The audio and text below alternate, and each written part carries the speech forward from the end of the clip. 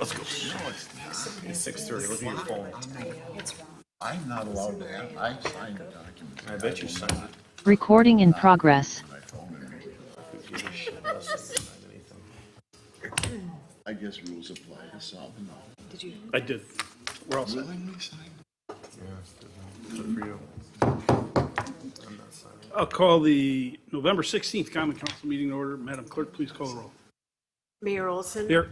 Alderman Helpfer. Here. Alderman Mayor. Here. Alderwoman Wilhelm. Here. Alderwoman Hanneman. Here. Alderman Barber. Here. Alderman Nelson. Here. Quorum, please rise and join the Pledge of Allegiance. I pledge allegiance to the flag of the United States of America and to the republic for which it stands, one nation, under God, indivisible, with liberty and justice for all. First item on the agenda is citizens' comment period. There's a few citizens here. If you want to speak on the budget, you can do it now, or it's probably more appropriate to do it during the public hearing for the budget. So with that, all those, yeah, in order to be on the record, it's got to be during the public hearing. Okay, with that, I'll open the citizens' comment period. Any citizen wishing to speak, please rise, come forward, give us your name and address, and tell us what you want to tell us. Any citizen wishing to speak? Seeing no one rise, I will close the citizens' comment period. Move on to approval of the regular meeting minutes of November 2nd. There's a corrected copy at your desk. I move to approve the corrected minutes for A and G14. Second. All those in favor? Aye. Any opposed? Motion carries. Move on to item D, hearings. 2022 proposed budget hearing. Who's doing it? Madam Clerk, you have a notice to read when you get to it. Oh, gee. The Common Council of the City of Franklin will hold a public hearing on Tuesday, November 16th, 2021 at 6:30 p.m. or as soon thereafter as the matter may be heard in the Franklin City Hall Common Council Chambers, 9229 West Loomis Road, Franklin, Wisconsin, for the purpose of hearing any citizen or taxpayer on the proposed 2022 city budget. Summary of the proposed budget is published herewith, and a copy of the complete proposed budget will be available for public inspection in the office of the city clerk at Franklin City Hall and at the Franklin Public Library following the date of this notice and on the City of Franklin website, dated at Franklin, Wisconsin, this 27th day of October, 2021. Appears we have a properly noticed public hearing. The way this is going to work is we're going to have the Director of Administration give a presentation on the budget, then I will open the public hearing. Madam Director of Administration.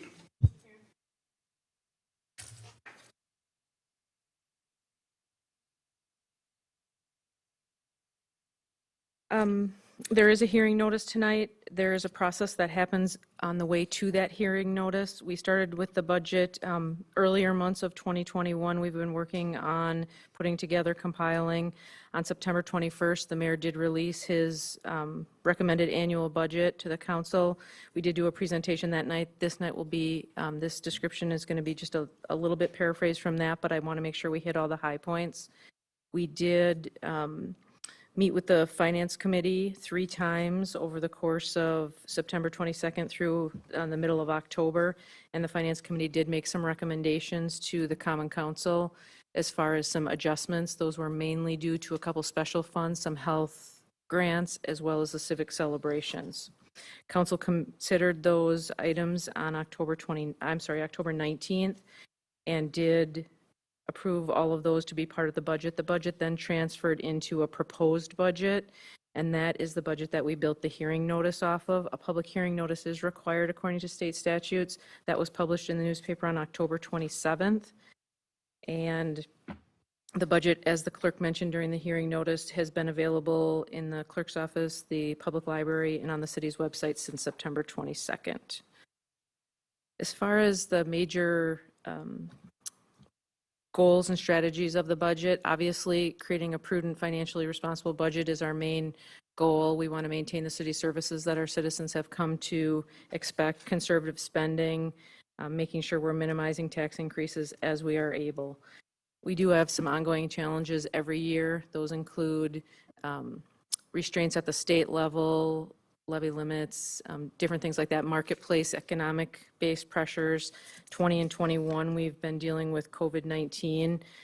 We are pleased to report that in regards to both 20 and 21 so far, with all the partnerships we've had with the state and federal governments and the support we've received, we really don't see a substantial impact on the city's budget from COVID-19, which is very favorable. As well, our staff has been amazing during all of this time. We've had very few absences, and we've been really able to provide services just as we always were, sometimes just adjusting those services to be able to work within the COVID restrictions. Our 22 budget is fully funded. No use of contingency is planned. We have some technology measures in place should something hit again with COVID. And again, we're using federal and state funds, and we really haven't had to use any emergency funds of the cities. As far as our strategies, obviously cities, we're a service business. City services are very important to our citizens. Maintaining those services, protecting the city assets, and using our resources responsibly is what we set out to do on a daily basis. Employees are our largest asset. In 2022, we had an imminent need for firefighters. We have 2 new firefighters in the budget. That was not a small feat. It was difficult, and I know all the departments worked really hard to be able to do that. Again, not stating that this is the only need. We have other staffing needs. This just happened to be the one at the top of the priority list. And we do during the budget process a review of all operations, including cost evaluations, consolidation of services, adopting new technologies when feasible, contracting services when it makes sense. We do have a fair amount of capital spending. Every one of those requests was reviewed on its own merits, considering the effect of maintenance on the buildings and roads, as well as the impact of deferring those costs. In the 22 budget, there is no new general purpose borrowing. There is some borrowing for special purposes, i.e. tax incremental financing districts and water, but no general borrowing. And I think when you look at our capital spending plan and the projects we have planned, there's a reason for that. The city's been very disciplined over the last many years. We are very lucky to have a few resources in our community, one of them being landfill siting fees. We're receiving approximately $2.4 million for that, and I think that really helps our capital spending a lot. We do have impact fees. We're trying to put those to good use. And then at some points, we've been using some planned spending of fund balance. New initiative for 2022, and I know I've talked to a number of the council members about this very thing, is a 5-year capital improvement plan. The goal for 2021 was really to just identify and prioritize the city's capital needs. So the departments all worked really hard on a plan. We had that plan put together a little bit late, I want to say the end of August. So for this year's budget, the 22 budget, we really focused on 2022. One of the things we're going to be doing in the near future, as early as next week with the Finance Committee, is just kicking off a brainstorming session on what we're going to do to put all of that financing, the capital spending together, looking at priorities, how we're going to decide on priorities, financing sources, et cetera, and build a financing plan around that. Because if you look at the amounts asked for in the 5-year capital plan, it's north of $145 million. So definitely we have a lot of work to do. There's a lot of needs, but we really just need to put them into priority and start working on them. And I don't mean to throw those numbers out to scare you. That's not something that's uncommon for cities. Deferred maintenance capital needs are very prevalent. I guess the biggest thing that I would be proud of from our city standpoint is we've been very disciplined in how we've been doing spending in the past. Therefore, we have resources available to handle a lot of our capital needs. Couple charts here. The first one, debt management. We do have, we just had a debt rating. We're going to have a bond sale here a little bit later tonight. Our debt rating is a AA2, very strong debt rating for a city our size and stature. Certainly, we're always striving to improve that, but I think a solid AA2 is definitely something to be proud of. We do have the borrowing we have tonight, and we had one on November 2nd as well. and then the next borrowing will be in 2022. You can tell by the top graph the types of purposes the city borrows for, and in recent years, from 2018 to 22, you'll see a lot of focus on tax incremental financing districts. Obviously, a lot of things going on in that area, but not a lot of city general purpose water or sewer debt over that time. As far as the city's long-term fiscal health, we do have a very healthy fund balance. We have a policy that dictates that we have a fund balance between 15 and 30%. We are at the top side of that. Again, something that's very favorable to the rating agencies when they're rating the city's debt. And we follow best practices. We have very strong criteria, and the effect of the spend down is more than regularly planned, and it's going to help us. It's going to serve the city well going forward. As far as our tax levy, we are providing city services, no reduction in staffing with this budget in 2022. Net new construction was about $113 million, which is about a 2.48% increase. Simply doing the math, if you have 113 million of value times our tax rate, you're looking at approximately 548,000 in new levy funds. The overall increase in levy funds is approximately 514,000, which is a 2.3% increase. The average increase in property assessments is 6%, but let me be clear on that. That's overall. That's not on residential. A lot of times we like to focus on residential. The average increase in residential property assessments this year is 8.6%. The overall increase in the levy from 2013 to 2022, and I thought this was an interesting fact, 9.3% over those 9 years, which is averaging about 1% per year. And over that same time period, that was less than the net new construction. Can we back up? Sure. The average assessment increase for the average homeowner is 8.6%. Is that correct? Mm-hmm. So what that means is that the average homeowner is going to experience a tax reduction.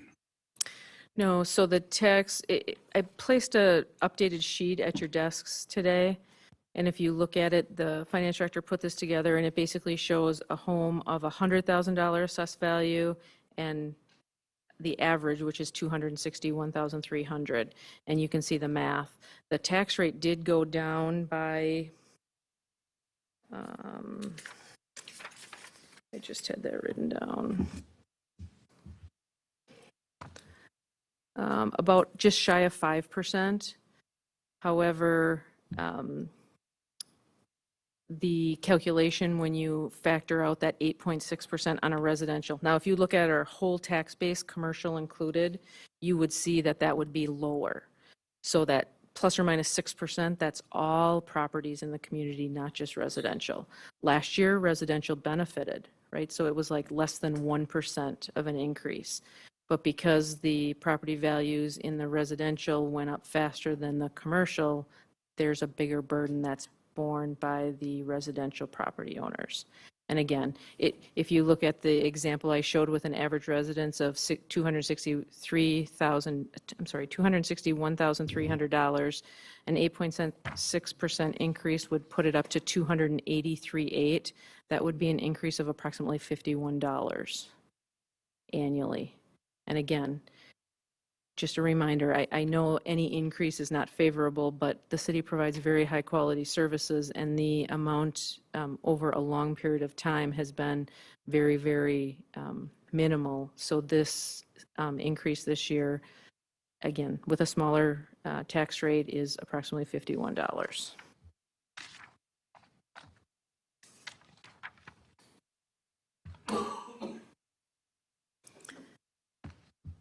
This slide shows you the difference in the tax rate. There's that 23% decrease I just mentioned in the tax rate. And again, you can see over time our tax rate has bounced around a little bit. 13, 14, 15, it went a little higher. And then from 16 down to 22, you can see it decreasing year after year. Again, The reduction in rates over time indicates that the annual levy increases are less than the tax base or the assessed value increases, and there was no known reduction in services during that entire time period. We do have a reduction in state shared revenue, no longer qualifying for the expenditure restraint. In 21, we qualified a little bit because we were just over $5, $5.05. Now under $5,000, the state doesn't give you credit for being conservative or disciplined spenders. Therefore, we are not part of the expenditure restraint program. If at some point in the future our tax rate does go back over $5 per thousand, the city would re-enter the program at that time. Again, a fully balanced budget with no planned use of fund balance. The details, the general fund is our largest fund. Most of our departments are in there. Revenue increases, again, 844,000, approximately 514 of that is tax levy. Expenditure increases, approximately 600,000, and then personnel costs actually went higher than the expenditure changes, so that means there was some slight reductions in other categories there. As far as personnel, we do have those 2 new firefighters, a full-time benefited employee in Public Works replacing temporary help. We had a fire inspector that was a part-time without benefits, changing to benefits, and a reasonable wage increase for employees in 2022. We do have funds reserved for succession planning to make sure that we're able to maintain required staffing levels. Long periods of vacancy oftentimes affect our budgets negatively just because they cause overtime and different hurdles that we have to overcome with providing those services. We do have a goal to maintain lower health insurance plan costs. We've been really working with employees in 2021, and we will continue to do so in 2022 as far as informing and keeping employees engaged on where to go for service and how to best obtain that service. We do have capital spending in our plan for 2022 of $25.8 million. We have a planned use of $6.7 million of funds on hand that was designed that way. We don't have any contributions to our OPEB trust in 2022. We are essentially fully funded with our OPEB trust as well as our old pension that we still carry. Again, no new general borrowing for 2022.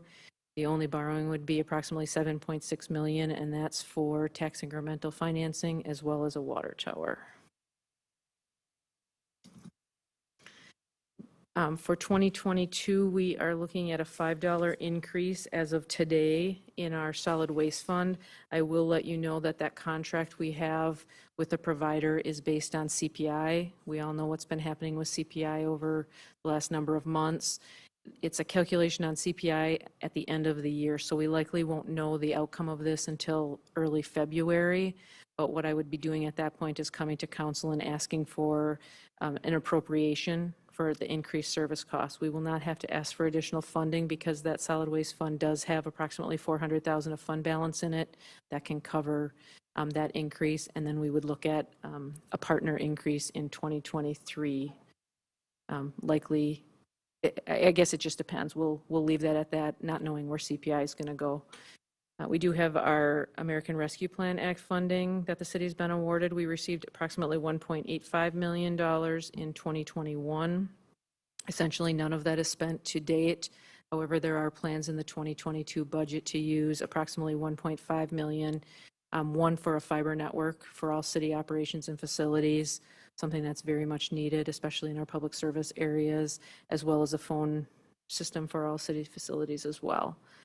We are working on a major update. All of you have been involved with the city's Unified Development Ordinance. We believe that's going to complete mid-2022, and then we'll be working on a comprehensive outdoor plan update.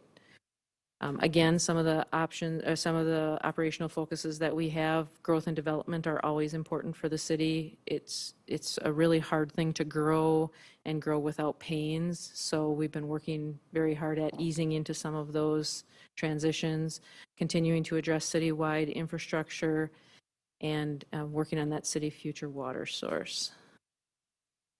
Again, attracting and maintaining a high-quality workforce is the key behind our services. We're working on succession planning, continually reviewing pay and benefits, And we are going to be implementing a merit pay plan in late this year, and into '22.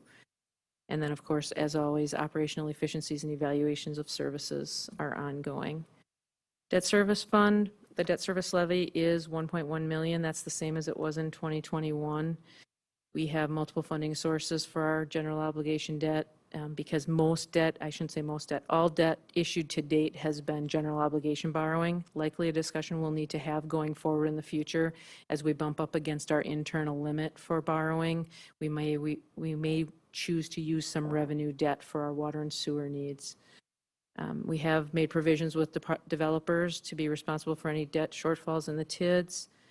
Future borrowing plans obviously are going to be in concert with the CIP, and as we work on that with finance and the council and staff.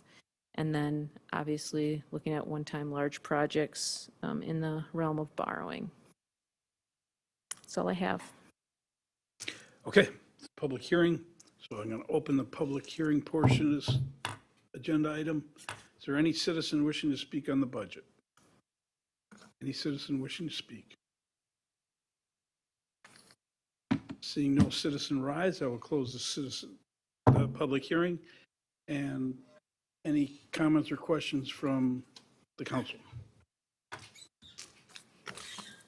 Alderman Wilhelm. Before we get to the adoption, I had the G1 with questions about financing for a couple projects, so I'm not sure if you're going to jump right to, looking at adapting it, if we're going to have discussion, but I would like to cover G1 before that vote. Questions on the budget? Okay. With that, we will end this agenda item. It's a lively discussion as always. And we'll move on to G1. Reports and recommendations, questions on the Market Avenue project. Alderman Wilhelm.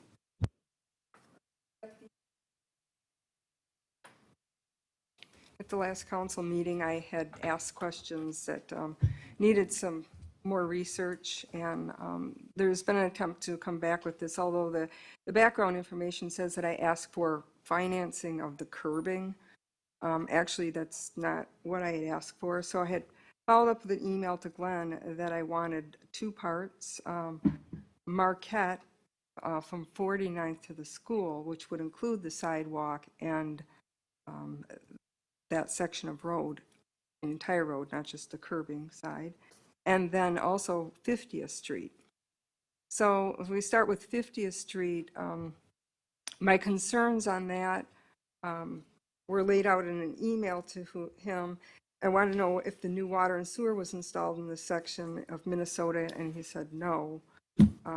And what is the city's cost for the road and services, including the items that were stated to the adjoining neighbors?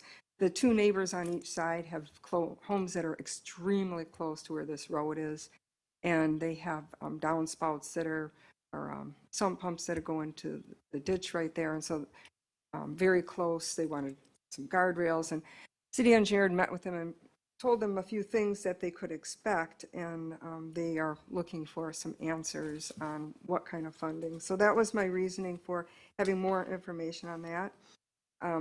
Apparently, the information he's provided is that there is money in the budget.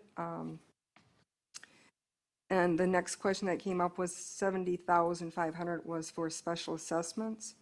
And I didn't see how there were going to be that many residents, but it's my understanding, and for the record, I'd like to put this on, that this isn't special assessing the residents, this is special assessment funds that are being used to transfer in to cover this project cost. But there are special assessments that will then be charged and be paid back over time. That's the only time we use special assessment funds. Right.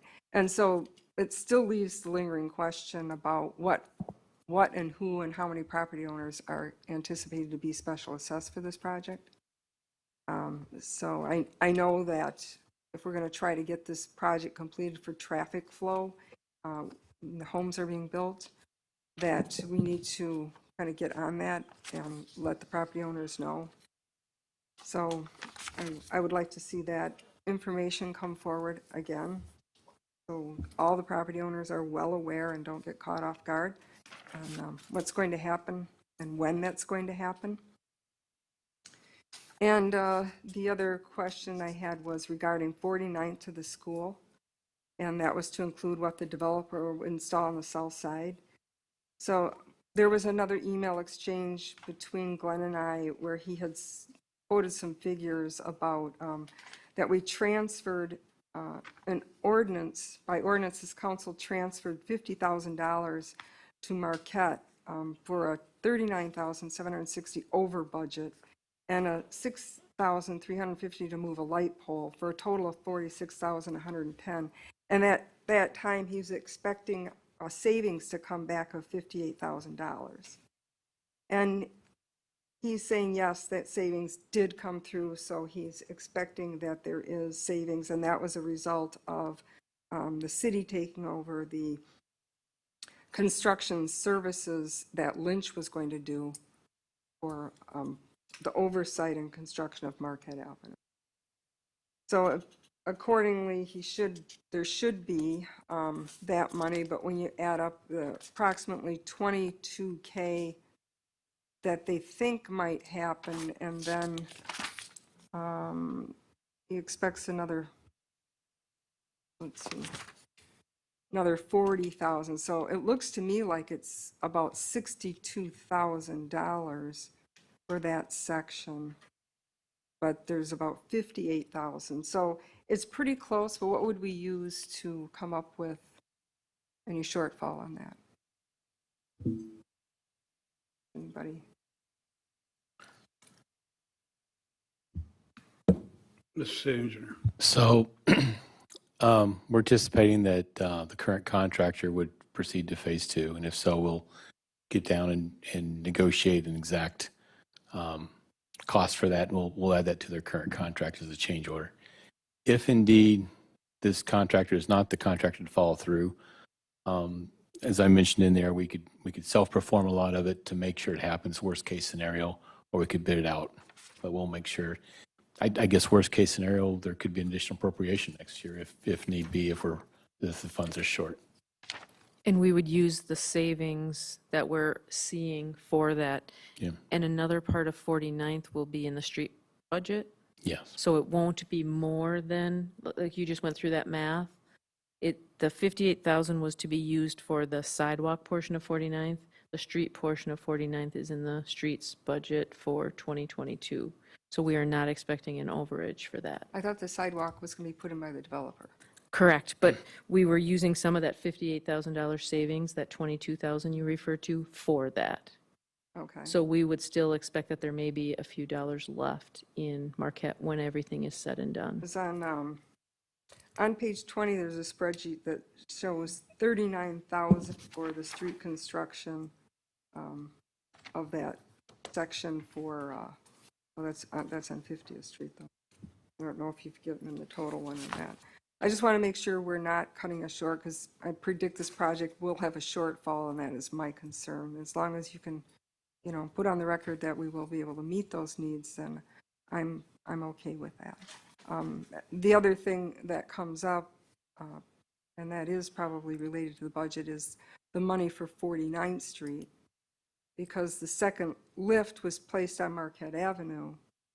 All the trucks are going down 49th Street, and that's a half a mile of road.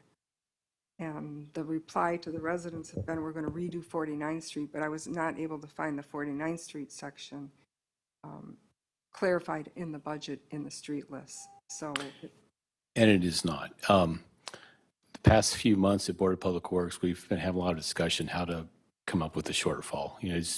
As I've said countless times, we typically ask for money and what it takes just to stay even, and we generally fund about half of that. So we're getting further and further behind. We're looking at, actually we took a field trip over to Oak Creek. We're looking at doing some chip and seal kinds of methods. We looked at them, see which ones are most advantageous. And that, we're going to try to implement some of those next year. And by doing that, that's kind of shuffled the priority around. So, but I have talked to Tyler. If not next year in 2022, as I mentioned it, 2023, it's one of those 2 years we're going to try to get that done. okay. There is a real concern about the condition of what's going to happen with 49th because of the trucks on here, so. Knowing that 40, Hoping. yes, knowing that 49th Street is very close to having something done to it. Marquette Avenue, because it's a fresh pavement. You know, it's the base, it's the surface. Now if we do some damage, you may not see all the damage until much later. And I really hate to ruin a very fresh pavement by running all the trucks over it that we have. So we've minimized the trucks on Marquette, and we are directing everyone to go 49th in Minnesota. I realize that, and it's not necessarily on the budget or on the agenda here for that, but since we're talking about that particular area and funding those areas, there's a half a mile of road there. So maybe you can do the chip seal on that one instead. I don't know, but it's because you put the second lift on when they go to do phase 2 of the development, all that traffic, are you going to direct that down 49th as well? Most likely, yes. So they could be dealing with traffic on that road for 2 years? I mean, Yes. that wasn't very well planned, because that's a lot to ask of a residential neighborhood with no sidewalk. It's a lot. Historically, you know, if a developer were building all the roads, we would have a little bit more tools in our tool belt. But when the city's doing the road, developers somewhat off the hook. We also need to be very clear that 49th Street paving project is subject to budget and approval by the Common Council. And the condition, and even more importantly, the condition of the road at the time the decision is made. Right. If that road stays in the condition it's in today, there's lots worse in this city. So let's be careful not to promise something that you cannot deliver. And that is my exact concern, because there have been emails going out and constituents getting replies that don't worry about the traffic because we're going to redo it anyway. And I am very concerned about that because I don't see it in the budget. And I don't see any guarantees. So, and I don't think they realize that they're going to be dealing with the traffic for a couple of years. I just realized that myself as I was looking at how no one would be directing traffic down Marquette. So that's going to continue to be a problem. I really hate to ruin a brand new road. And there were lots of opportunities. Let's move on. Well, lots of opportunities to remove that pile of dirt before the asphalt. Let's move on. So, okay. And then the last question was, the residents keep continuing to ask about why the edge of grading stakes fall far inside the tree line. They ask because it's been the understanding for years and on the record that the tree line buffer for existing homes would stay. Clearly, the stakes are located in line with or right next to and under the canopy some of the large oaks. Glenn's reply doesn't really go into say that they won't, but he says he's going to try to do it sensitively. I still have no confirmation if that edge of grading line will be the grading line where the asphalt would be, but you know, I'm going to trust that you're going to hold to the word to the residents, and that's the best I can ask for. So, thank you for allowing me to finally get the details on record for the residents for what's going to happen with that section. Item G2, adoption of the annual budget for 2022. There is a proposed amendment that adds a certain amount of money, and I forgot what it was, $85,000 in the capital replacement fund, which is funded. And this does not have an impact on the levy. Correct. So there's an amendment motion requested.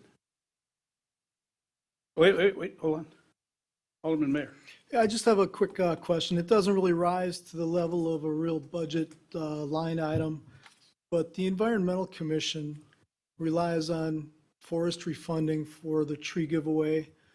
But there's other times during the year when the Environmental Commission does certain activities.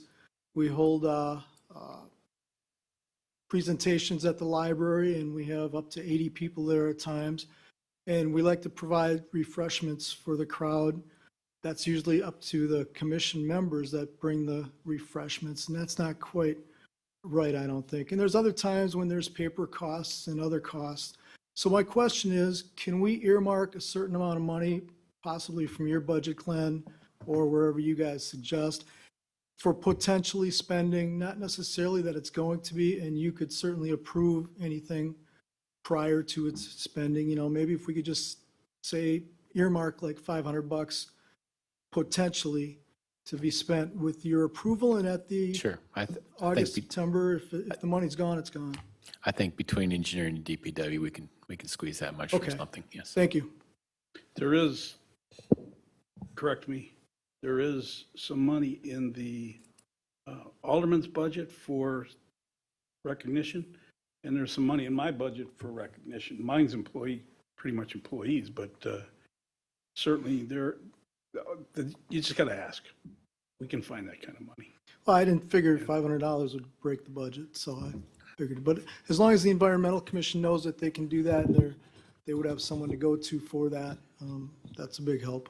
Yeah, the only thing I bring attention to, Alderman, is got to be careful about when we're starting to provide refreshments for people and the purpose in that, because you start doing it for one, then it's another, and then it's pretty much everybody. So all I ask is that you be aware that that may become an issue. And I mean, obviously, we're not going to print big volumes for 20 people or something like that, but if you need printing jobs done, bring it downstairs.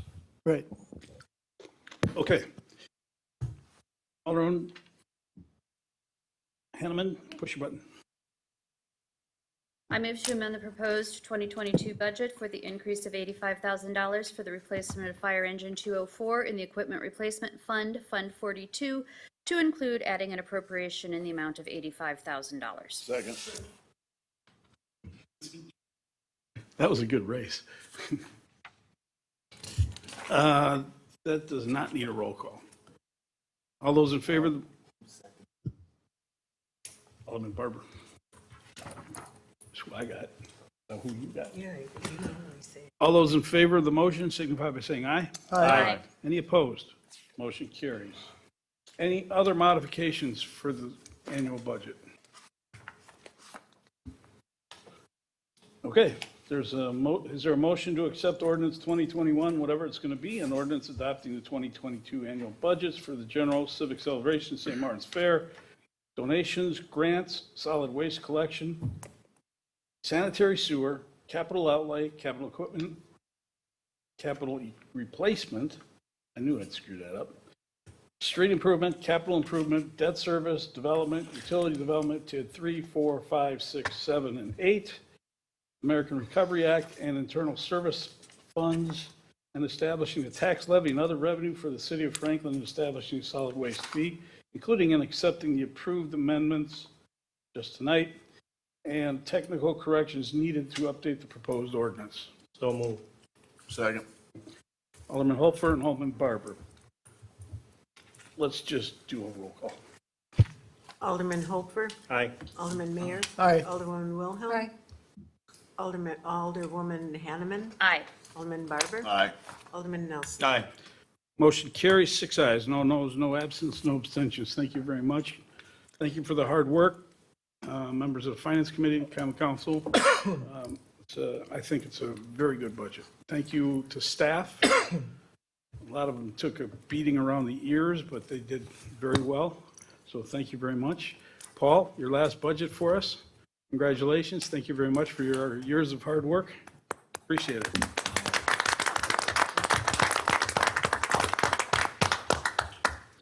Okay, G3, resolution awarding sale of $6,710,000 in GO bonds, Series 2021B. This is round 2 from a couple of weeks ago.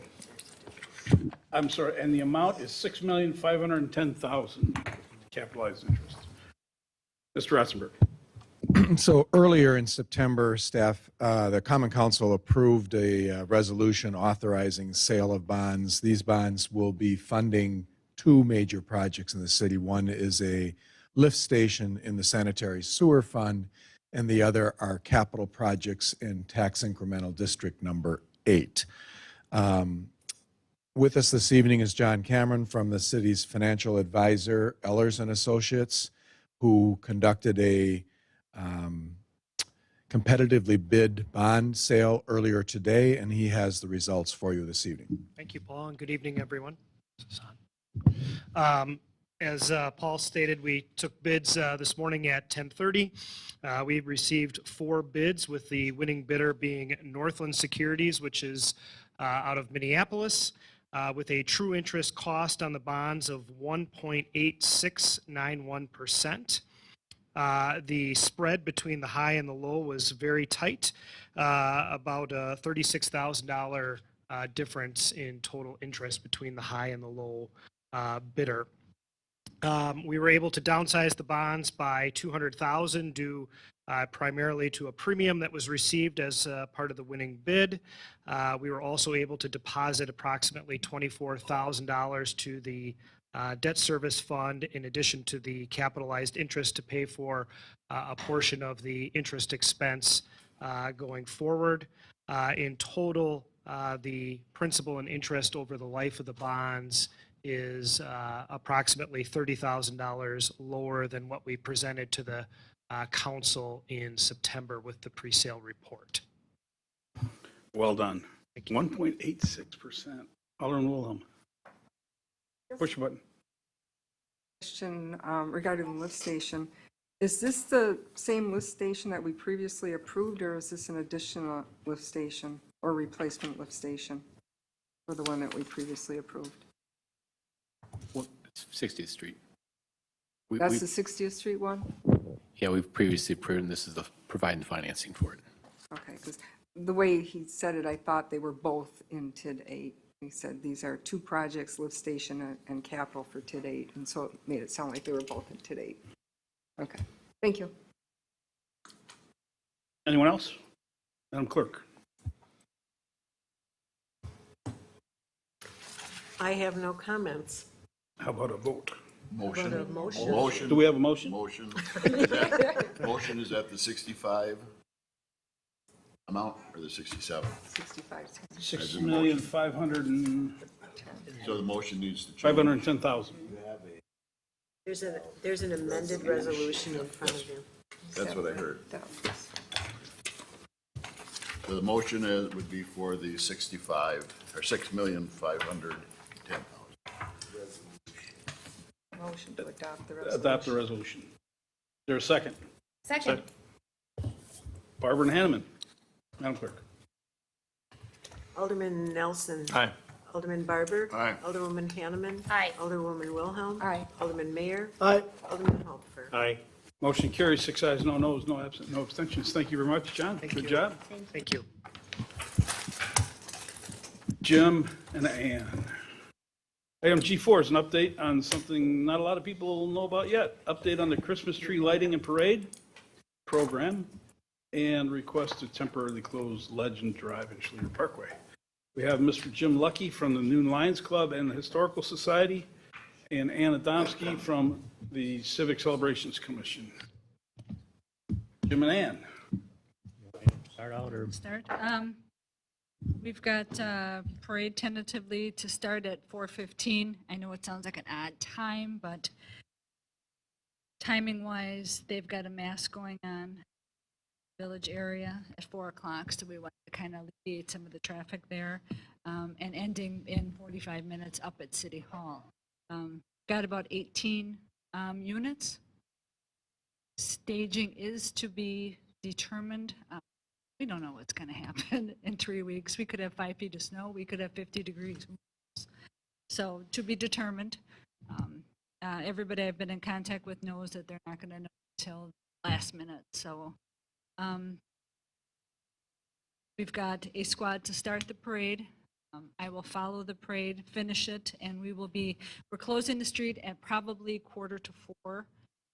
Just the 2 roads. We're going to close Schulier Parkway, because we're going to start staging there if weather is well. Otherwise, we're going to start in the library parking lot. Jim is going to man Legend Drive. Yes. We're going to have the barricades up. We won't have the road completely closed. I'm a little more comfortable because we're going to have a squad with us, so I think we'll be okay.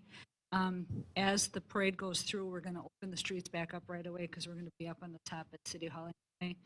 And everybody's directed if they want to stay and stop and participate in the tree lighting, they're fine. Otherwise, keep going. And you're out on the road and you're done. Everything should be done by 5:15. And this takes place, this moves this celebration from the Historical Society buildings now to the front of City Hall. And it takes and combines the library activities, which used to be the Sunday following, and combines them with the civics, with the tree lighting and the parade. And it adds a parade. And frankly, this is something I've been looking forward to for 7 years now. So, thank you. People are excited. We've got a lot of people that are in, and unfortunately that night is West Dallas's parade at the same time. So now people are starting to hear that we're having a parade, and I don't know if it's good or bad, but they're dropping out of West Dallas and they're coming here, so. And there's spots for us. Yes, all the aldermen, I've got sent emails, everybody's invited. Hope that you guys participate. It's gonna be cold, yeah, it's a quick walk, it's 20 minutes, it's a brisk walk. To use if you want to. It's a brisk walk for the old. I don't think we'll frown on hot chocolate and vodka to you. I am not I could, but I'm not Santa, no. And nobody knows who Santa is We have a other than special Santa Santa. will be on the fire truck, so. Fire truck alone. And I was told I cannot ride on the fire truck. Alderman Willem. So it's going to start where and gather where, and then you're going to start at the library on Schulier Drive? Yep. We're gonna take, it's gonna take Schluter Parkway to Schluter. Schluter, correct, yeah. Schluter. Sorry.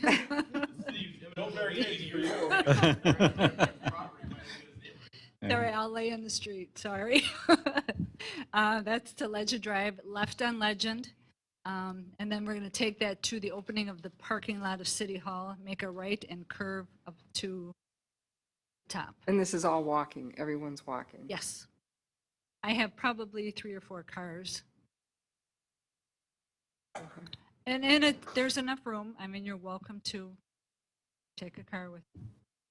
What are you looking? But you made me feel bad because I said right on the fire truck. It's a Santa's truck. I was going to ask Chief Remington if maybe we could have an ambulance to drive you, but I thought you'd be. Oh man, this is a tough crowd. You wanted to be in the fire truck. I thought the ambulance is going. If I'm sitting up, it's okay. If I'm laying down, not so much. No, you sit in front. Yeah. Actually, we're joking. I may have foot surgery then, but I'll probably put it off. Well, if I could give a little further details. Please, Jim. Okay, this involves a number of community groups. We've talked about the Historical Society. We talked about the Civic Celebration. There's going to be 2 Lions groups. The Noon Lions group is going to be helping. The Lioness Club is going to be helping. The Southern Chamber of Commerce is going to be involved in this. And, we're going to start out at 1 o'clock in the library program where Santa will be there. And it's their traditional program. They have a series of stations. This is for the children. And there are gifts given. They get to meet Santa. There's going to be hot chocolate. It's a wonderful program that the library has been doing for many, many years. And that'll last from 1 to 3. Our Historical Society program will start at 3 o'clock. We're going to have 3 chapel services at 3, 4, and 6. And in between those times, our other buildings are going to be open for touring. We've got that train fest, model trains fest that went on one earlier. And that was it's in the downstairs of the town hall. And we'll have some refreshments in the town hall. And that's basically our program. What'll happen as the parade gets past the Historical Society into City Hall here, of course, will be the tree lighting. And that specifically, the Franklin New Lions will be hosting. At that point, also, the Chamber of Commerce is going to provide 100 gift baskets, or just little bags of different things for our guests. I don't know how many people are going to be there, but we'll make sure every family gets one. And this is something they like to provide for maybe some people that are a little economically challenged. And so what is left over from the 100 will be our Lions job to make sure that gets passed out among the Franklin community after the Totals Christmas program. Also, our New Lions will provide funding for anything that goes on with the tree lighting or anything else. And of course, the Chamber of Commerce, this is a major contribution of these 100 gift baskets. So we thank them. And so it's going to be a wonderful program and a lot of fun. This just goes to show what can happen when you put the right people together with a goal that everybody can get behind, and it's a wonderful thing. And Jim, I thank you very much. You've been doing this for a million years, and it's excellent. Thank you, Ann. Thanks for jumping in. I'm not going to say what I usually say, but once Ann gets involved, watch out. Doug Milinovich, who right now is a little laid up, he took the ball and ran with it with both the Chamber of Commerce and the Lions Club. Yes. And Jennifer Leffel at the library has been tremendous help too. Yes. So a lot of people involved, and they're making it lots more than I expected it to be, but I'm sure happy they're doing it. So thank you very much. Questions? Go forth and party. We can add one thing to that. Oh yeah, we gotta make a motion. Thank you. This will be our first trial run. If it's well received and do have a response, it would be nice next year then to move it to Loomis Road. It does get that big. We would have to change the time and coordinate, obviously, because it's going to be dark. And as I was mentioning to Glenn, it'd be nice to have some type of decoration on that. I don't know if it's our road. But I mean, this was going to be our topic next week at our meeting, Civic Days. Since we have also left civic celebration, why couldn't because we're the civic celebration, so we should be doing. That's correct. You're the party people. So anybody? Alderman Barber. At large going to get to know about all this and show up. I mean, is it? It's been out there on Facebook. Okay. We've got so far interested, I think 1,087 people or something. Okay. How many are actually going to come? I don't know. The library did do a flyer as well. Yes, yeah. I don't know how they're advertising. Yeah, their website, and they'll work on Facebook. We have multiple people with Facebook. I mean, all the different groups are going to be putting things out there on the community page wherever we can. I know we don't have a lot of time, but we're going to get the message out the best we can. And there's a flyer that I'll email to all of you, and you can spread it around, put it on your own Facebook pages, whatever. Peggy, I'm sure, is going to have Lisa put it up on the website. Yeah, we're working on that. Yeah. And Sandy volunteered to do something. I don't remember. I didn't remember either. I didn't hear what you volunteered for.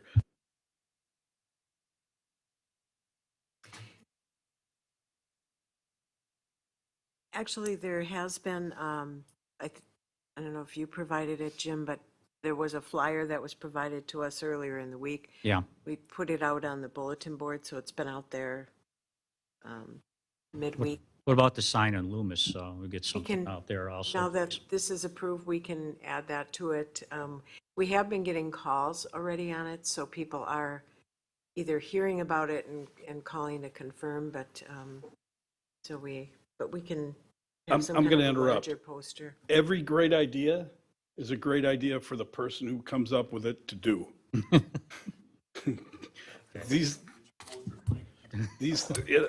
Well, I think we all experience that, right? What you need to do is, and the finger gets pointed at us, right? these folks have taken the bull by the horn in very short notice, and all good ideas are good ideas, but help out, please. Alderman Hofer. Yes.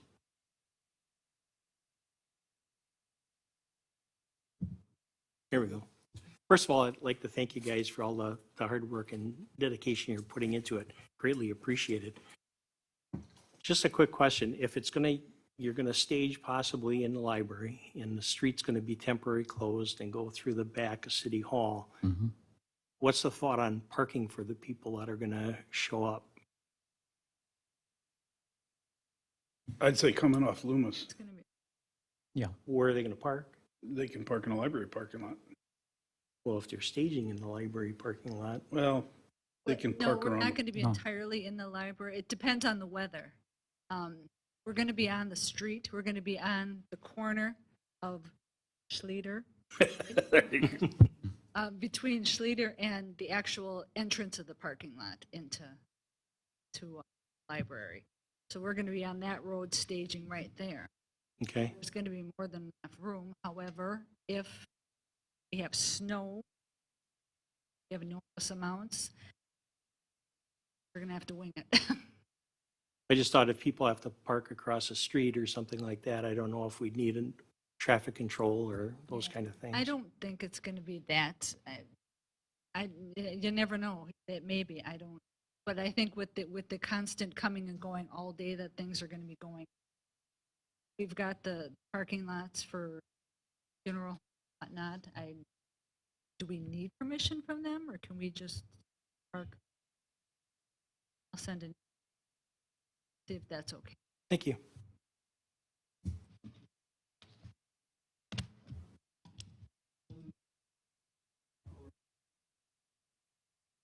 I actually had the same question. Having 1,000 people's great turnout.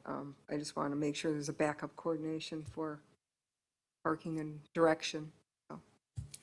Yeah, Krishna, I'm going to be out there. I mean, we're working it's a very small area, and I could jump from spot to spot. And I've been parking cars like at St. Martin's Fair for 14 years, so I've learned a few things on how to handle that, and I know the area, so I'm pretty confident I can handle anything that comes up. And they will take volunteers to help. Alderman Hanneman. Thank you. And also, thank you very much for this. This is exciting. And my extremely important question is all about the food and the treats. At the 4th of July festival, we as a council get together then and we hand out the ice cream and things like that. Are there any plans in the works for us to assist with anything like that? And wondering what the expectation is for during the parade, being that it's dark, and should we be tossing candy from the street in the dark? So, Yeah, but I just want to make sure we get a lot of treats. Right. Well, that's another thing with the timing too. I've been watching kind of seeing how dark it's been getting. Usually about 4:45 is when it's really getting kind of dusky. But by that time we should be under the light in the parking lot. So that's the other bad thing about having a parade in the snow. Yeah, no snowball throwing. We have snow, please. Come on. We don't have water in summer. We can't have snow in winter. That's it. The issue with participants in the parade handing out individual pieces of candy, what do you do if they don't get picked up? And with the 100 bags, that should probably alleviate the need to do that. Yeah, but we're going to have some stuff beyond that. The Lions are going to provide. We got a meeting Thursday, and that'll get worked out. So when anything's being passed out, it's all lit, and we've got Lions. We're going to probably have like 10 staff people, we're working and handling that. So, Okay, anything else? We need a motion to authorize the closing of Schlulier Drive in Legend.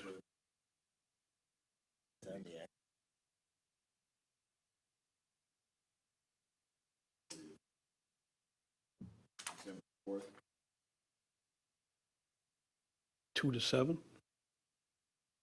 No more than 2 to 7? 1 o'clock, library starts, but yeah. Okay, 1 o'clock. 1 o'clock, yeah. 1 o'clock is the motion. Discussion? Seconded by Alderman Wilhelm. Alderman Mayor. Them too.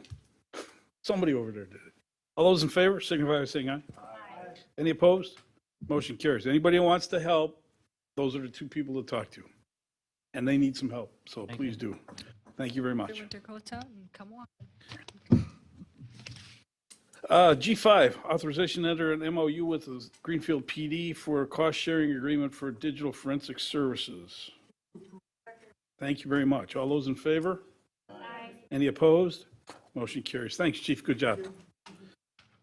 G6, agreement for professional services for EMS service user billing fee. This is to Andres Medical Billing.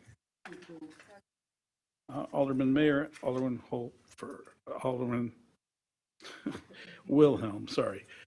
All those in favor? Aye. Any opposed? Motion carries. Good job, Chief. G7, firefighters cannot have hot water in their showers. Request to purchase a commercial water heater for Station 1. Wilhelm and Mayor, it's a trend. All those in, yes, Paul?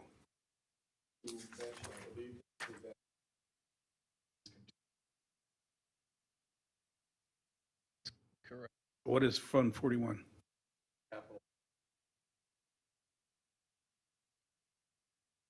That's your motion, Alderman and Alderman?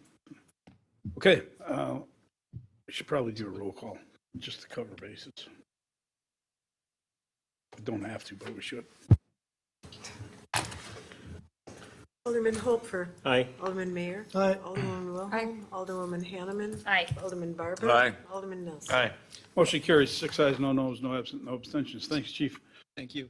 G8, a motion to allow, this is on page 67, a motion to allow Director of Health and Human Services to accept the 2021 Division of Public Health consolidated contracts, continue the many funds that the Director manages on a daily basis. All those in favor? Aye. Any opposed? Motion carries. Good job, Madam Director. You got another one? Oh, you're going to spend more money. I do have a question on this. G9, page 81. Director of Health and Human Services requests motion to allow purchase of 5 APX 8000 radios for enhanced capabilities and communications. Before we vote, Alderman Mayor, then I'll, yeah, push. Compatible with fire department and police department? Yes, they are. Okay. Which was my question, but I'm going to ask a little more specifically. They're going to be able to talk on the same channels? Yes, they can talk on the same channel, and the batteries are interchangeable as well. All those in favor? Aye. Any opposed? Motion carries. Thank you. Good job, Courtney. G10 on page 89, authorization to purchase server and storage area network warranty extensions that were budgeted in 2021. Second. All those in favor? Aye. Any opposed? Motion carries. It's Barber and Mayor. G11, page 93, a resolution conditionally approving land combination tax on 2735 West Rawson Avenue and 7103 South 27th Street. To adopt. Second. Hanneman and Holfer, all those in favor? Aye. Any opposed? Motion carries. G12, page 111, is a resolution imposing conditions and restrictions for a special use for youth baseball club indoor training facility, 11311 West Forest Home. Second. Alderman Nelson, Alderman Mayor. All those in favor signify by saying aye. Aye. Any opposed? Motion carries. G13, page 129, is a public policy for an Adopt a Road program. Barber and Hanneman. All those in favor? Aye. Any opposed? Motion carries. That was exciting, Glenn. G14, page 139, Public Policy 1-2021, a walk-up policy for garbage carts and recycling. Second. Nelson and Holfer, questions? Yep. Alderman Holfer, push your button. So in the description, it said no additional charge for a minimal home, sign up for it. There is no number for what's a minimal and what the tipping point is and how the cost would be determined. All I'm going to say is welcome to Alderman Holfer. You'll get that question. So we discussed this at Board of Public Works for 2 months. John's disposal was there. In essence, he said he doesn't mind doing it. It's just they'll have to review after this has been in place if indeed it does take a lot of additional time. And they don't mind doing some extra, but he didn't have a set number. It's, if it's a handful, 20 or less across the city, that's perfectly fine. If it's 5 on every block, then that's obviously a big difference. So if it starts making the route times last a lot longer and costing them more money, we'll have to have a discussion. So if we go ahead with this, can we nail that down a little and give me at least a range? I couldn't because John's couldn't give us that range, but we did have that discussion, and he just felt like, when I say he, Nate was here from John's, they do this in other communities, and their main concern is that it doesn't get out of hand. They understand that people need it, and they don't mind providing that service, but if it starts making their routes last longer, then we'll have to have a further discussion on the policy. But no, he couldn't give me an exact answer. Or a basis for how the cost would go up? We'll have that discussion, but no, we weren't able to quantify that. So I apologize for that, but we couldn't. I did an informal survey of some of my mayor and village president colleagues, and generally these kind of programs are not abused, but you know it when they are, and you only know it when you know it. It's not something that you can really quantify. It's all good questions, but you'll know it when you know it. Many of our other neighboring communities have forms that have to be filled out, doctor's notes and all the rest of that stuff. That's what we're doing. Let's see how it ends. So, Alderman Nelson. And, when Nate Austin came here from John's Disposal, we asked pretty much the same questions that you're bringing up, others are talking about. I know I was concerned with, fraud, with, they just don't want to do this. And there is forms and there's a checks and balances and accountability. And I'm speaking just for myself, but I'm extremely happy with the service that we've gotten from John's. And if he wasn't concerned and he didn't fret, I guess we're gonna play it by ear and we're gonna go as time goes on with this. I would also add 2 other comments that John's contract is up in 2022, and we've had discussions that we'll have to bid this out next time because it's been quite some time since we've actually bid out the services. So that's one thing.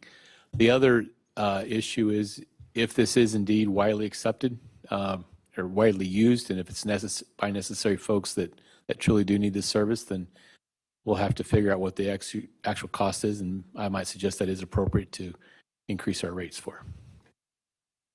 Well, then we'll have the conversation. Right. Do we increase our rates across the board, or do we institute a special household pickup rate? So, Alderman Hofer. So my concern wasn't so much the residents abusing it. My concern was, in the beginning, sometimes, if it's minimal, you mentioned 20, and for him, it might be 10 that causes it. Was the only thing that I wanted to know up front, if we could, where that comes from. And then when you mentioned that you're going to have to bid that out, I know that John's is picking up New Berlin next year.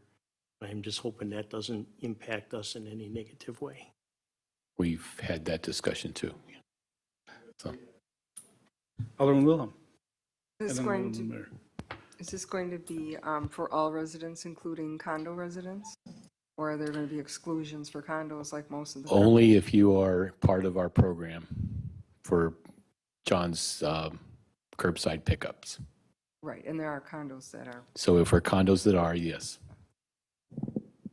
So basically it's another program that certain residents that didn't get included in that are excluded from getting the benefit. pointing that out.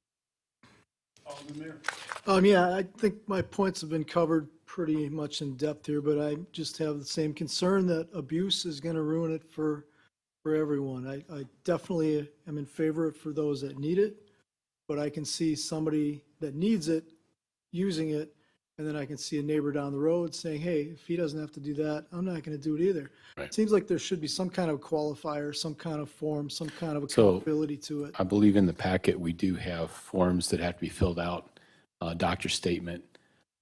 So someone can certify, just like you would for handicap parking, you Okay, know, that- for that's certain, what I thought, for but certain limited time or discussion, I was permanent. thinking yeah. we weren't going to be looking for that. We're going to just let it go.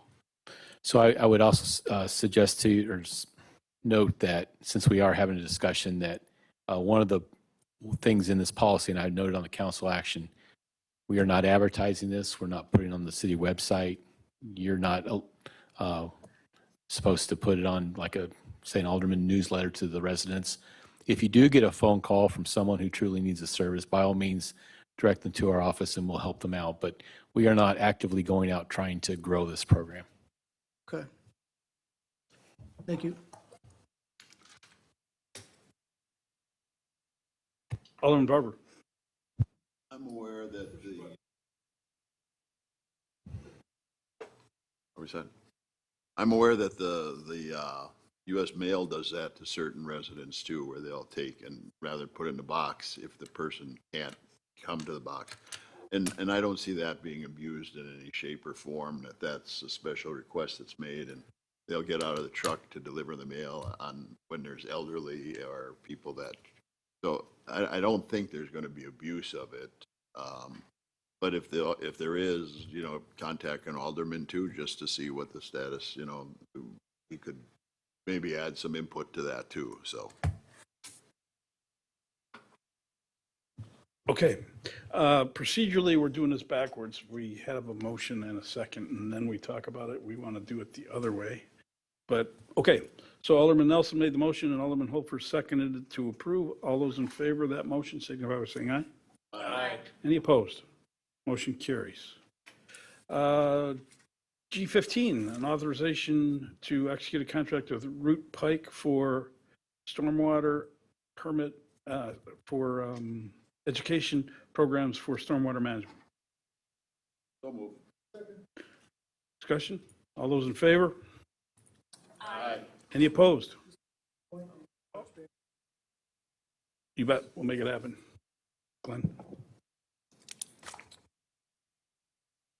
Because whatever programs they do ought to be in conjunction with the, yes, correct.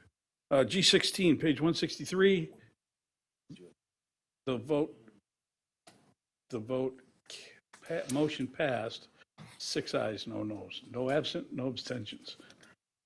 G16 on page 163 is adding decorative and colored concrete upgrades to DOT on Highway 100 and the reconstruction project north of Rawson. Alderman Nelson, you have an opinion? I guess looking at it, Push your button, John. I guess looking at it, it's better than drab and whatever else. So I guess I have no negative things to say about it. Just a little concerned with. I'd like to see a little more. I mean, it's going to look great for the first year, and we'll see if it fades and goes away like Mike's sweater. Yeah, my concern is that this fades. You look at this wherever it is, anytime they try to stamp the concrete, within a couple of years it fades, and if you use red, it turns to pink. At least if you would use gray or black, it would just get to be a lighter shade, but I do have a real concern about the red. And the intention is to not stamp the driving surface, is that correct? With the exception of the crosswalk areas, I believe that was an option. Yeah, see, stamping a crosswalk, it's like silly. This is, so, For the I don't know if you read, how closely you read the council action, but this is essentially what was done at Hales Corners. This would be a continuation of that style through the project. So there is a cost that would be deducted from our allocation of context-sensitive design. So it's no out-of-pocket monies to the city. Well, that leads to the question of, is there other CSS elements that we wish to put in that are not, that we haven't contemplated yet? We- Because this is 70, almost 70,000. We've already discussed the lighting. To my knowledge, these are the only other options. If you have something else, benches or so forth, by all means, put those forward and I'll ask for those. We'll have a balance of,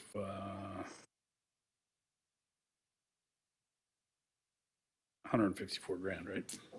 Okay. Is there a motion regarding this matter? Alderman Nelson. That's stamped concrete, red in color. All those in favor signify by saying aye. Aye. Any opposed?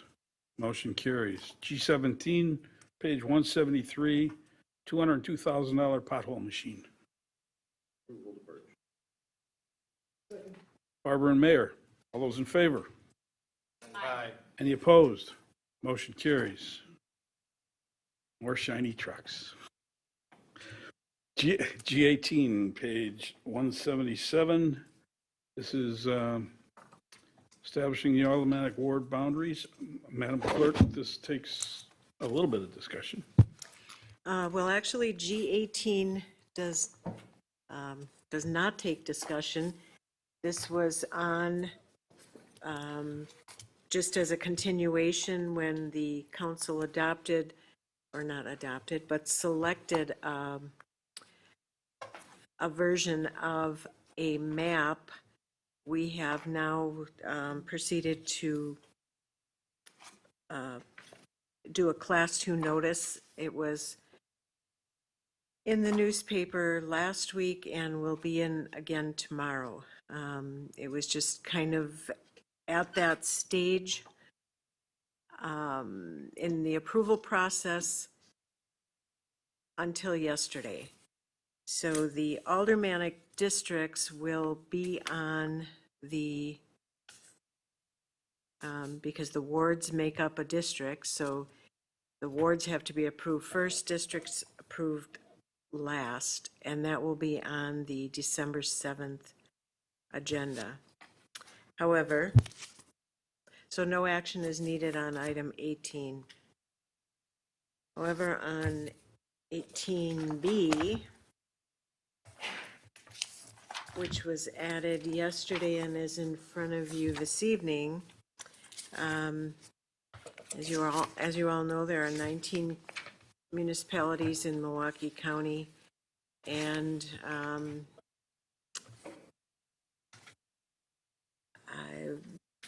I don't want to say too much about what other people are doing, but the county, I think I put in here requested. Initially, when I talked to the county, they were using the word begging, and then they were using the word pleading. But without proceeding with the ward boundary approval for the map that you had, or at least 4 of you had selected at the November 2nd meeting, we can't proceed with being able to notify residents or get everything in place. We have to manually enter addresses. I know we talked about it at the last meeting, and I assured you it would be fine. Well, the county is saying without that going ahead, they're just requesting all municipalities do their approvals as quickly as possible. And in the spirit of trying to work with the county so that they know we're partners in this, I would request that if that is still the ward map you want, the census blocks I have listed by each ward. I know it doesn't mean anything, but it's part of the legal process. You'll have to trust me that it matches the map that was put forth at the last meeting.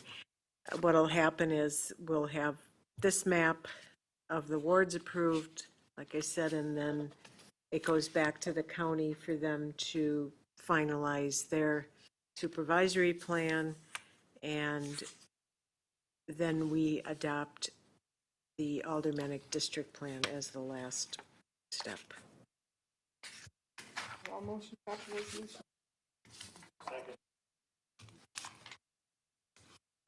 It's been clarified that it's 18-1, not 18A. You said B. C. I'm sorry. You moving, Yeah, he yeah, seconded. I moved. Okay. Alderman Wilhelm, Alderman Holfer. All those, let's be clear on the motion. What is the motion? Clerk asked for a motion adopt the establishment of word bound 2020. And As provided.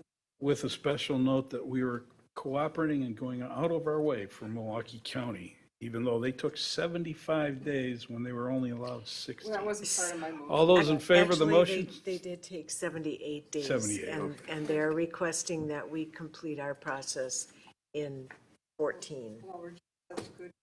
All those in favor, signify by saying aye. Aye. Any opposed? Motion carries. G19 is a resolution designating interim finance director, controller, treasurer for the city of Franklin, that being the director of administration. Barber and Hanneman. All those in favor signify by saying aye. Aye.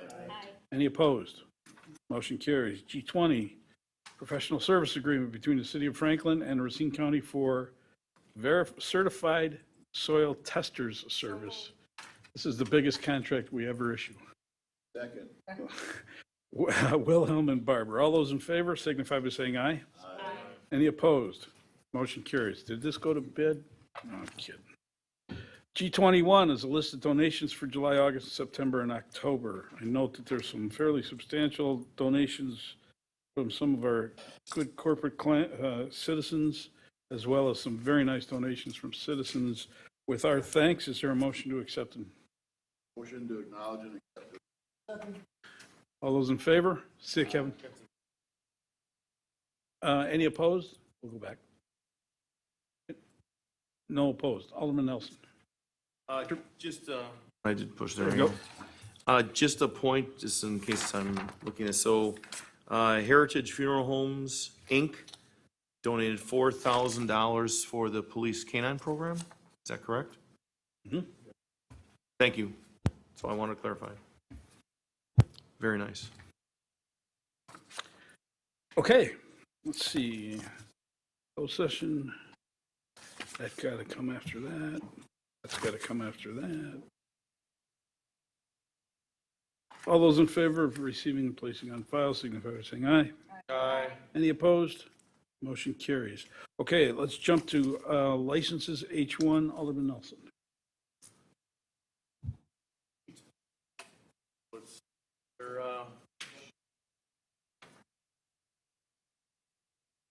Sorry, yeah, Alderman Barber was harassing me. So the first, we're approving all the way down, all of them, and the final one is St. Martin Tours Parish is approval pending proof of insurance, renewed insurance.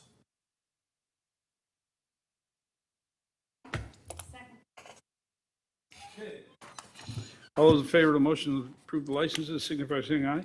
Aye. Any opposed?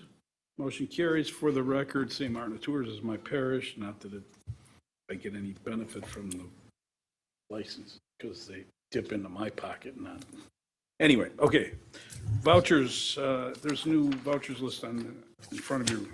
Is there a motion approving city vouchers with an ending date of November 11, 2021, in the amount of $4,389,167.13, and payroll dated November 5th in the amount of $405,880.33, and payments of various payroll deductions in the amount of $228,912.34, plus city matching payments and estimated payroll for November 19th, estimated $413,000, and payroll deductions estimated $460,000, plus city matching payments, estimated payroll for December the 3rd, estimated $405,000, and payroll deductions estimated $235,000, plus city matching payments, property tax disbursements, distributions with an ending date of November 11th in the amount of $8,911.47. Approval to release payment to ATC in the amount of $60,000 to be approved shortly. Approval of the release of the payment to trust account of Kamenek Law Office in the amount of $23,000. That's Seymour versus Franklin. And approval of release library vouchers not to exceed $25,000. And approval to release DF Tomasini payment of $162,862.04. Madam Clerk. Alderman Nelson. Aye. Alderman Barber. Aye. Alderwoman Hanneman. Aye. Alderwoman Wilhelm. Aye. Alderman Mayor. Aye. Alderman Hopfer. Aye. Motion carries, 6 ayes, no noes, no absent, no abstentions. The motion was made by Alderman Barber and seconded by Alderman Hofer. With that, we move back to item G22. Is there a motion to enter closed session pursuant to Wisconsin 19.85 sub 1 sub E for competitive and bargaining reasons to deliberate and consider terms relating to tax incremental district number 8, development agreement between the City of Franklin and Oakwood Industrial LLC, spec industrial buildings, mixed-use development, public and private property improvements, and the investing of public funds and governmental actions in relation thereto, and to affect such development, including the terms and provisions of the potential development agreement for the development of the property located at 3617 West Oakwood Road, consisting of approximately 48.9 acres, and to re-enter open session in the same place thereafter to act on such matters discussed therein as it deems appropriate. Move to enter closed session. Second. Madam Clerk. Alderman Hopfer. Aye. Alderman Mayor. Aye. Alderwoman Wilhelm. Aye. Alderwoman Hanneman. Aye.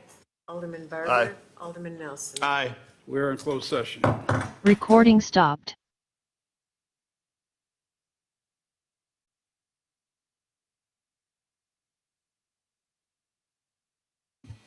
It is 8:40. We're back into open session. Mr. City Attorney, you have suggested motion. Recording in 8:35, progress. sorry, 8:35.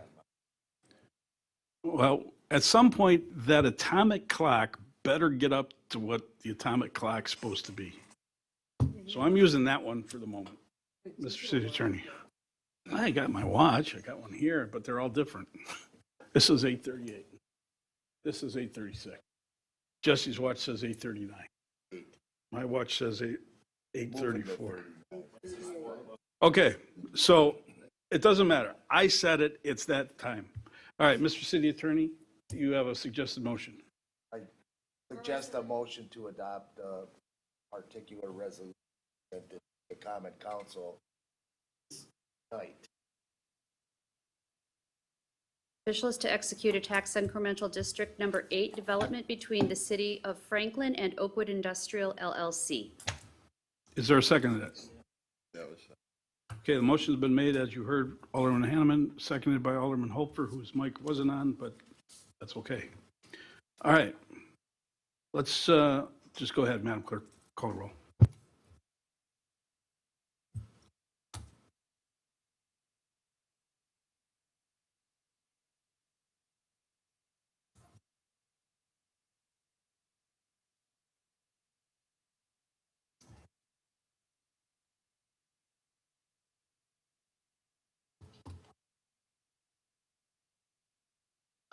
Alderman Mayor. Aye. Alderwoman Wilhelm. Aye. Alderwoman Hanneman. Aye. Alderman Barber. Aye. Alderman Nelson. Aye. Motion carries 6 ayes, no noes, no absent, no abstentions. Please mark it as unanimous. Okay, we should probably do 23 and 24 next. So G23 on page 213 is a change order number, what is it? Amendment 4, task order for Ruckert and Milky to design Hickory Street from Elm to Oakwood. I think that's 219. Is it? I can't read this. Schmutzed out. So whatever page that is. Is there a motion? I move to authorize the resolution. Second? Discussion? All those in favor signify by saying aye. Aye. Any opposed? Motion carries. G24 on Excuse me, page, do we need a second motion to direct staff to proceed? sure. I will move to direct staff to proceed with bidding out the South Hickory Street improvements at the earliest possible opportunity. Second? Discussion? All those in favor? aye. Aye. Any opposed? Motion carries. G24, page, I don't know, whatever it is. 229. Resolution to enter into design with ATC on the Oakwood Road power line relocation, $60,000. I move adoption of the resolution. Second. Can I give it to Barbara? Sure. Okay, Henneman and Barber. All those in favor? Aye. Any opposed? I'm just spreading it around. Mike, should we vote for you too? Motion carries. Yeah. G25, page 239 is a authorization for staff to file an application for the state trust fund loan program for TID obligations. I move authorization. Second. All those in favor? Aye. Any opposed? Motion carries. We come to that point this evening. Is there a motion to adjourn? So moved. Second. All those in favor? Aye. Any opposed? Motion carries. Big night, folks. Congratulations. Thank you very much. Thank you. Recording stopped.